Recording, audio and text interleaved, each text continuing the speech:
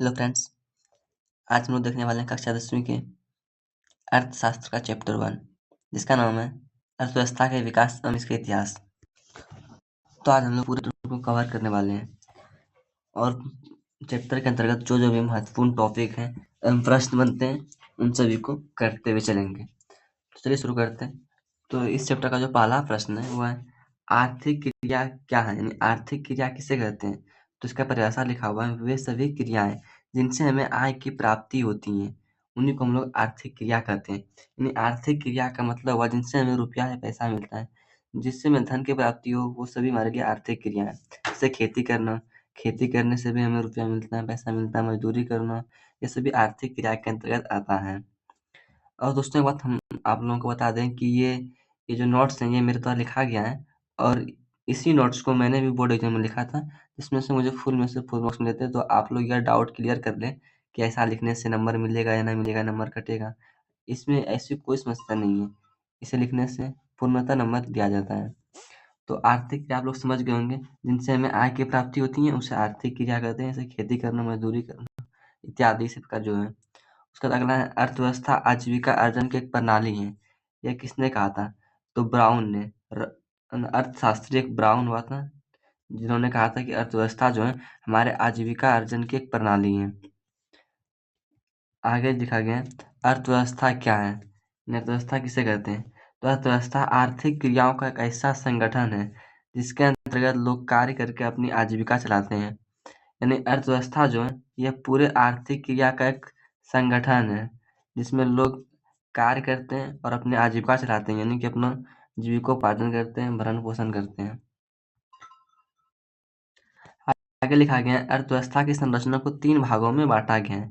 अर्थव्यवस्था की जो संरचना होता है उसको 3 भागों में बांटा गया है। प्राथमिक क्षेत्र, द्वितीयक क्षेत्र, तृतीयक क्षेत्र। और तीनों का उपनाम भी है। प्राथमिक क्षेत्र को कृषि क्षेत्र भी कहते हैं, द्वितीयक क्षेत्र को उद्योग क्षेत्र भी कहते हैं एवं तृतीयक क्षेत्र को सेवा क्षेत्र भी कहते हैं। प्राथमिक क्षेत्र को कृषि क्षेत्र कहते हैं क्योंकि इसमें कृषि संबंधित कार्य आते हैं। द्वितीय क्षेत्र को उद्योग क्षेत्र कहते हैं क्योंकि इसमें उद्योग संबंधी कार्य, निर्माण एवं विनिर्माण क्षेत्र आते हैं। और तृतीय क्षेत्र को सेवा क्षेत्र कहते हैं क्योंकि ये प्राथमिक क्षेत्र एवं द्वितीय क्षेत्र को सेवा प्रदान करते हैं, इसलिए इसे सेवा क्षेत्र कहते हैं। एवं ये प्राथमिक क्षेत्र और द्वितीय क्षेत्र को जोड़ने का भी काम करते हैं। आगे इसका डेफिनेशन भी दिया गया है, वहाँ भी देखेंगे हम लोग। अब अर्थव्यवस्था के प्रकार को देख लेते हैं। अर्थव्यवस्था 3 प्रकार के होते हैं, यानी अर्थव्यवस्था कुल 3 प्रकार के होते हैं, जो कि पूंजीवादी अर्थव्यवस्था है, समाजवादी और मिश्रित। पूंजीवादी अर्थव्यवस्था वाले देश का नाम है अमेरिका, जापान, ऑस्ट्रेलिया। यानी जिन देशों में पूंजीवादी अर्थव्यवस्था है वह देश है अमेरिका, जापान और ऑस्ट्रेलिया। और समाजवादी अर्थव्यवस्था वाले देश हैं रसिया, चीन, क्यूबा। आगे मिश्रित अर्थव्यवस्था। मिश्रित अर्थव्यवस्था वाले देश में भारत है, पाकिस्तान है, बांग्लादेश है। इन सभी में मिश्रित अर्थव्यवस्था है। आगे हम लोग ये भी समझेंगे कि पूंजीवादी अर्थव्यवस्था क्या है, समाजवादी क्या है, मिश्रित अर्थव्यवस्था क्या है। यहाँ एक छोटा सा ओवरऑल व्यू ले लेते हैं कि पूंजीवादी अर्थव्यवस्था वैसा होता है जहाँ सिर्फ पूंजीपतियों का अधिकार हो। किसी चीज का उत्पादन हो रहा है तो पूंजीपति जिसके पास बहुत अधिक रुपया पैसा हो सिर्फ उसी का अधिकार हो। हम समाजवादी अर्थव्यवस्था है जिसमें सरकार का अधिकार हो, सब चीज पर सरकार का अधिकार होता है, उसे समाजवादी अर्थव्यवस्था कहते हैं। और मिश्रित अर्थव्यवस्था में दोनों का होता है, पूंजीवादी का भी और समाजवादी का भी। हमारे भारत में मिश्रित अर्थव्यवस्था है और तो यहाँ जो चीज़ प्राइवेट, मतलब कुछ चीज़ प्राइवेट हाथों में होती है, प्राइवेट कंपनियों के पास, और कुछ चीज़ सरकार के पास भी होती हैं। तो यहाँ तक आप लोगों को अच्छे से समझ में आ गया होगा। आगे देखते हैं अब। आगे लिखा गया है श्रीमती उर्सिला हिक्स के अनुसार 2 महत्वपूर्ण बिंदु हैं। यानी श्रीमती उर्सिला हिक्स जो एक महान अर्थशास्त्री हुए, इन्होंने कुछ महत्वपूर्ण बिंदु दिए थे, उसको देखते हैं। पहला पॉइंट है आर्थिक विकास शब्द का प्रयोग विकासशील देशों के लिए किया जाता है। यानी जब जब भी आपको सुनने को मिले आर्थिक विकास, तो ये समझिए कि आर्थिक विकास का प्रयोग वैसे देश के लिए किया जाता है जो देश विकासशील हो, यानी पूर्ण रूप से विकसित ना हुआ हो, विकसित की ओर अग्रसर हो, विकास कर रहा हो, उसे विकासशील देश कहते हैं। और आगे आगे बोला है सेकंड पॉइंट में, आर्थिक वृद्धि शब्द का प्रयोग विकसित देशों के लिए किया जाता है। ये यहाँ से बोर्ड एग्जाम में पूछा जाता है, इसको ध्यान से समझिए। आर्थिक विकास, जब भी आपको आर्थिक विकास सुनने को मिले तो यानी कि वह देश पूर्णतः विकसित अभी नहीं हुआ है लेकिन विकास कर रहा है। भारत अपना विकासशील देश है, यह पूर्ण रूप से विकसित नहीं हुआ लेकिन विकास कर रहा है। तो ऑब्जेक्टिव में भी पूछे जाते हैं कि भारत कैसा है, तो हम ऑप्शन टिक कीजिएगा, विकासशील देश है भारत। और अमेरिका जो एक विकसित देश है। और जब भी अमेरिका के लिए शब्द प्रयोग होगा तो आर्थिक वृद्धि शब्द का प्रयोग होगा, ना कि आर्थिक विकास। यही यहाँ बताया गया है। आगे है, भारत में आर्थिक विकास का श्रेय किन्हें दिया जाता है? यानी भारत में जो भी आर्थिक विकास होता है उनका श्रेय यानी उनका क्रेडिट किनके पास जाता है? तो उसका उत्तर होगा आर्थिक नियोजन के पास। आर्थिक नियोजन ही है जो भारत में आर्थिक विकास को बढ़ावा देते हैं। आगे लिखा गया आर्थिक नियोजन क्या है? यानी हाँ, सही बात है कि आर्थिक विकास को आर्थिक नियोजन बढ़ावा देता है, लेकिन आर्थिक नियोजन आखिर है क्या, जानेंगे तो ना। तो ये लिखा गया है, राष्ट्र की प्राथमिकताओं के अनुसार देश के संसाधनों का विभिन्न विकासात्मक क्रियाओं में प्रयोग करना ही आर्थिक नियोजन कहलाता है। यानी कि राष्ट्र की प्राथमिकता के अनुसार, राष्ट्र की जो प्राथमिकता हो, यानी राष्ट्र में जो पहले जरूरी हो उसके अनुसार देश में जो उपलब्ध संसाधन है उसका विभिन्न विकास की क्रिया में यानी विकासात्मक क्रिया में प्रयोग करना ही आर्थिक नियोजन कहलाता है। यानी कि देश में जो चीज सबसे जरूरी हो पहले उसको, और देश में जो संसाधन उपलब्ध हो उसके आधार पर विभिन्न विकास क्रियाओं में उन संसाधनों का प्रयोग करना ही आर्थिक नियोजन कहलाता है। आप लोगों को आर्थिक नियोजन अब अच्छे से समझ में आ गया होगा। आगे जाएंगे, योजना आयोग का गठन कब हुआ था? तो आंसर है 15 मार्च 1950। यहाँ समझिए योजना आयोग क्या है। योजना आयोग का गठन 1950 में हुआ। अच्छी 15 मार्च 1950 को हुआ, अच्छी बात है, लेकिन योजना आयोग आखिर है क्या? तो योजना का मतलब, योजना को जैसे बोलते हैं प्लानिंग। अब ये आयोग को कमीशन यानी प्लानिंग कमीशन। तो भारत में आने वाले अगले 5 वर्षों में क्या क्या करना है उन सभी का जो योजना बनाता है उसी आयोग को योजना आयोग कहते हैं। तो योजना आयोग भी आप लोगों को समझ में आ गया होगा। आगे लिखा गया है, योजना आयोग का पदेन अध्यक्ष कौन होता है? तो योजना आयोग का अध्यक्ष वही होता है जो तत्काल में प्रधानमंत्री होता है। यानी कि अभी अगर देखा जाए 2026 में तो प्रधानमंत्री श्री नरेंद्र मोदी हैं, तो अभी योजना आयोग के वो अध्यक्ष हैं। हो सकता है आगे वो रहे या ना रहे, तो जो रहेगा वह उसका अध्यक्ष होगा। इसके जो कुल सदस्य हैं, कुल सदस्य 8 हैं। यहाँ से एक प्रश्न और बनता है कि योजना आयोग का प्रथम अध्यक्ष कौन था?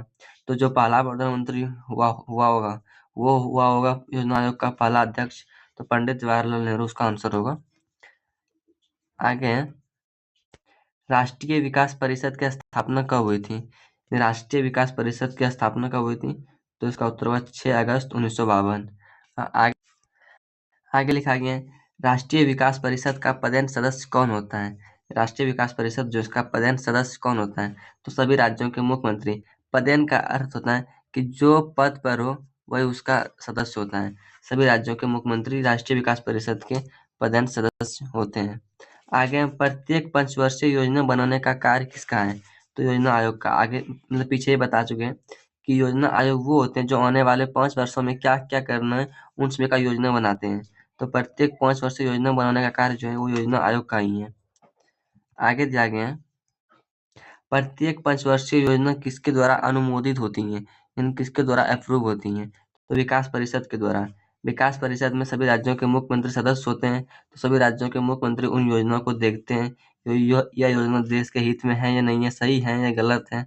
तो उन सभी योजनाओं पर विचार करते हैं, उसके बाद उन योजनाओं को अनुमोदित करते हैं। आगे फिर आगे, योजना आयोग का नाम बदल कर क्या रखा गया? तो आंसर है नीति आयोग। ये 2015 में क्या गया, 1 जनवरी 2015। कहीं कहीं 2014 भी देखने को मिलता है। तो योजना आयोग का नाम अब नीति आयोग हो गया है। और अब प्रश्न पूछा जाएगा कि वर्तमान में नीति आयोग के अध्यक्ष कौन है? तो जो अभी प्रधानमंत्री है वो नीति आयोग के वर्तमान अध्यक्ष होंगे। आगे दिया गया, अब है प्रत्येक पंचवर्षीय योजना का कार्यकाल। यानी कौन सा पंचवर्षीय योजना कब से कब तक रहा, उसका क्या कार्यकाल रहा। तो अब इसको समझते हैं हम लोग। तो पहला पंचवर्षीय योजना जो है 1951 से 56 तक रहा, और सेकंड जो था वह 1956 से 1961 तक। थर्ड जो था वह 1961 से 1966 तक। फिर फोर्थ जो था वो 1969 से 1974 तक। बीच में यहाँ 3 साल का गैप था, किसी कारणवश पंचवर्षीय योजना को रोका गया। और फिर पांचवा जो था वो 1974 से 1978 तक, ये 4 साल तक ही रहा। फिर छठा जो था 1980 से 85 तक। सातवां 1985 से 90 तक। फिर आठवां 1992 से 97 तक। फिर नौवां 1997 से 2002 तक। फिर इसी प्रकार आगे भी दिया गया है। 10वां जो था वो 2002 से 2007 तक, 11वां 7 से 12 तक, 12वां 2012 से 2017 तक, फिर 13वां 17 से 22 तक, फिर 14वां जो है 2022 से अब तक चल 14वां पंचवर्षीय योजना 2022 से ही चल रहा है और अभी तक जारी ही है। ये 2027 तक रहेगा। और अब योजना आयोग का नाम बदलकर नीति आयोग कर दिया गया, तो आपसे जो प्रश्न पूछे जाएंगे वो योजना आयोग के आधार पर कम, लेकिन नीति आयोग से अधिक पूछे जाएंगे। फिर आगे, आर्थिक विकास का प्रमुख सूचक क्या है? यानी आर्थिक विकास का प्रमुख इंडिकेटर किसके द्वारा दर्शाया जाता है? तो इसका जो उत्तर होगा राष्ट्रीय आय, यानी नेशनल राष्ट्रीय आय द्वारा आर्थिक विकास को दर्शाया जाता है। आगे, भारत की प्रति व्यक्ति आय 2004 में क्या थी? यानी भारत की जो प्रति व्यक्ति आय थी वो 2004 में क्या थी? तो इसका उत्तर है 28,000। फिर आगे दिया गया है, भारत के किस राज्य की प्रति व्यक्ति आय सर्वाधिक? 2004 में 2004 में पीसीआई मतलब होता है पर कैपिटा इनकम, जिसको हिंदी में प्रति व्यक्ति आय बोलते हैं। तो 2004 में किस राज्य की अधिक थी? तो पंजाब की सबसे अधिक थी, जो कि 26,000 थी। फिर आगे, 2004 में भारत के किस राज्य की प्रति व्यक्ति आय सबसे कम थी? तो सबसे कम था अपना बिहार का, जो कि कुल मतलब 5700 रुपये था। आगे, एचडीआई का पूरा नाम क्या था?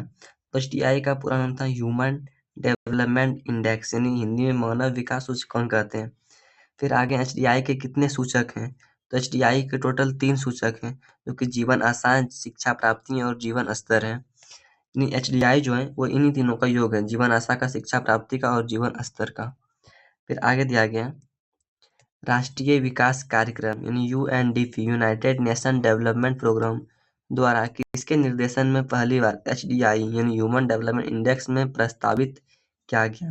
तो इसका उत्तर महबूब उल हक के निर्देशन में, और उसमें प्रधानमंत्री थे अटल बिहारी वाजपेयी जी। पुनः आगे दिया गया है कि एनएचडीआर का पूरा नाम क्या है? तो एनएचडीआर का पूरा नाम नेशनल ह्यूमन डेवलपमेंट रिपोर्ट यानी राष्ट्रीय मानव विकास रिपोर्ट है। आगे, भारत का पहला विकास रिपोर्ट कब जारी हुआ? तो भारत का पहला विकास रिपोर्ट 23 अप्रैल 2002 में जारी हुआ। उसमें प्रधानमंत्री अटल बिहारी वाजपेयी थे।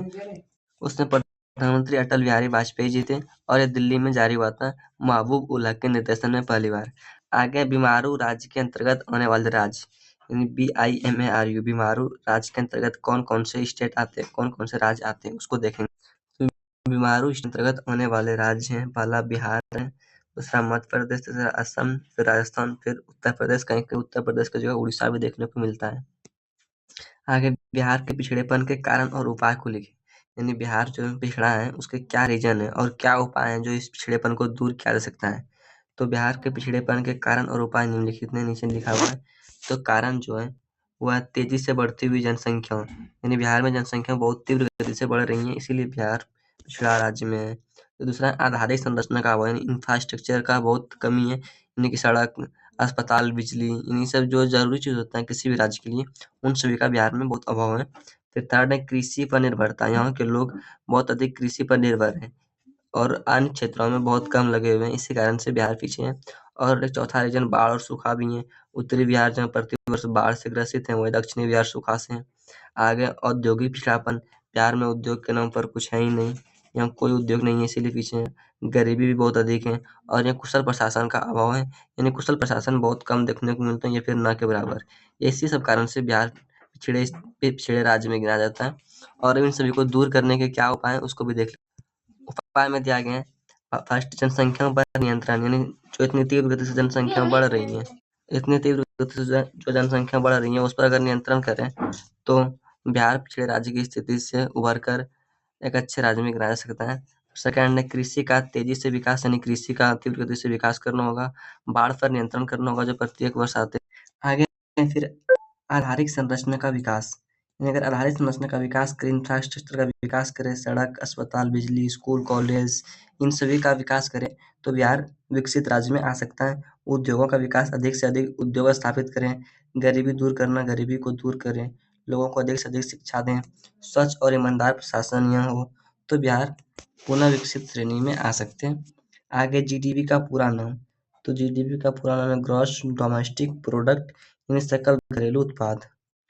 फिर आगे, किसका कथन है कि बिहार के विकास के बिना भारत का विकास संभव नहीं है? तो इसका उत्तर होगा doctor APJ Abdul Kalam. Doctor APJ Abdul Kalam कहा गए थे कि बिहार का विकास जब तक नहीं होगा तब तक भारत का विकास न हो सकेगा। आगे किसने कहा था कि गरीबी कैंसर का रूप है?